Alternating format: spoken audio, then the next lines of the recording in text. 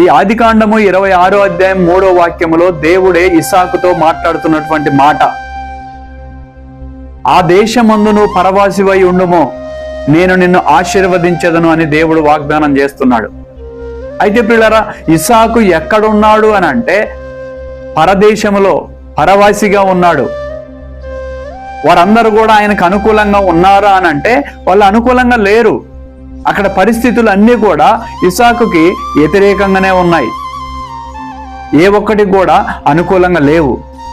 ఆ సమయంలో దేవుడు ఇస్సాకుతో మాట్లాడుతున్న మాట ఏమిటంటే, ఇదిగో ఇస్సాకు, ఇక్కడ నువ్వు పరవాసిగా ఉండుము, నువ్వు ఎవరిది కూడా ఏమి ఆశించకు, ఎవరి మీద నువ్వు ఆధారపడకు, ఎవరి వైపు నువ్వు కనులెత్తి చూడకు.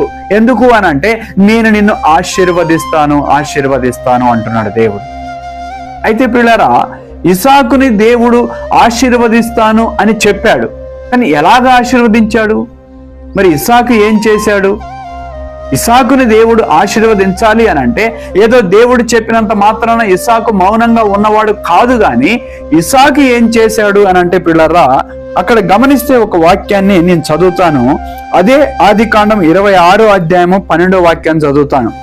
ఇస్సాకు ఆ దేశమందు ఉన్నవాడై విత్తనము వేసి ఆ సంవత్సరము 100 ఫలము పొందెను. యెహోవా అతనిని ఆశీర్వదించెను గనుక ఆ మనుషుడు గొప్పవాడాయను.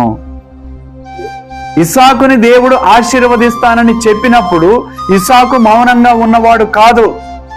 అతను ఏం చేశాడు అనంటే ఇస్సాకు ఆ దేశమందు ఉండి విత్తనము వేసిన వాడాయను.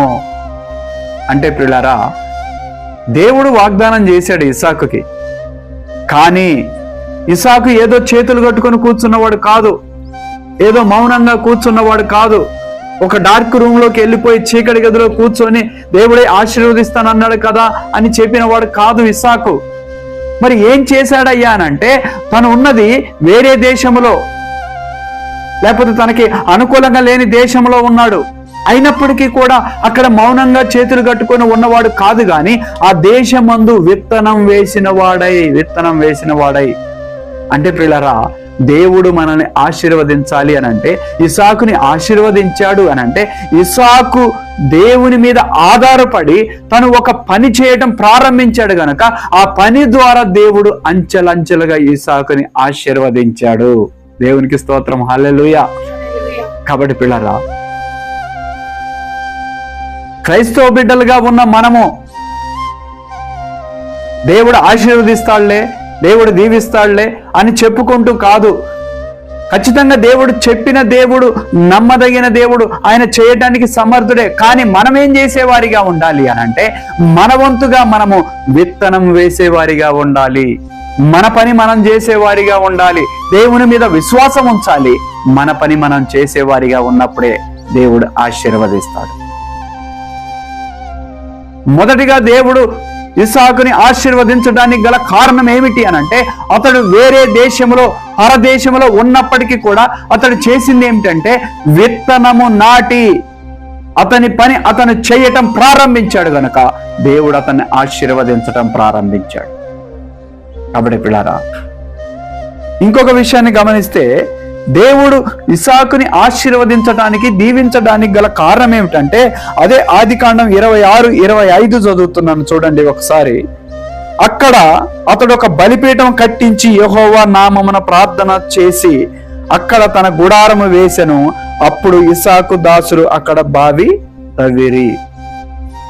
ఎక్కడికైతే ఇస్సాకు వెళ్తున్నాడో, ఎక్కడైతే తన గుడారం వేస్తున్నాడో, లేకపోతే ఏ ప్రాంతానికైతే వెళ్తున్నాడో ఆ ప్రాంతంలో ఆయనకున్నటువంటి ఒక అలవాటు ఏంటంటే ప్రార్థన చేసే అలవాటు ఉన్నది. దేవునికి స్తోత్రం కలుగును గాక.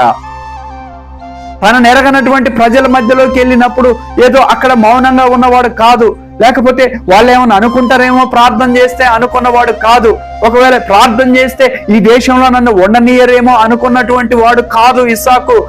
ఎవరేమనుకున్నా, ఏ పరిస్థితులు ఎదురైనా నా దేవుడు నన్ను ఆశీర్వదిస్తానన్నాడు కనుక ఖచ్చితంగా నేను ప్రార్థన చేసేవాడిగా ఉండాలి అనుకున్నాడు గనుక ప్రతిరోజు ప్రార్థన చేశాడు కనుకనే దేవుడు ఇస్సాకుని ఆశీర్వదించుకుంటూ వచ్చాడు. దేవునికి స్తోత్రం కలుగును గాక. కాబట్టి పిల్లరా, దేవుడే చెప్పాడు, అయ్యా నువ్వు పరాయి దేశంలో ఉన్నావు ఇస్సాకు, కానీ భయపడకు, నిన్నెరుగని దేశంలో ఉన్నావు, కానీ నువ్వు భయపడకు. ఒకవేళ వాళ్ళు నీ మీద ఒకవేళ ఏదైనా తప్పుడు నిందలు మోపొచ్చేమో, కానీ నువ్వు భయపడకు. నీకు ఏమీ లేదని ఆ దేశం వాళ్ళు నిన్ను ఒకవేళ ఎగతాళి చేయొచ్చేమో, కానీ నువ్వు భయపడకు. ఎందుకో తెలుసా?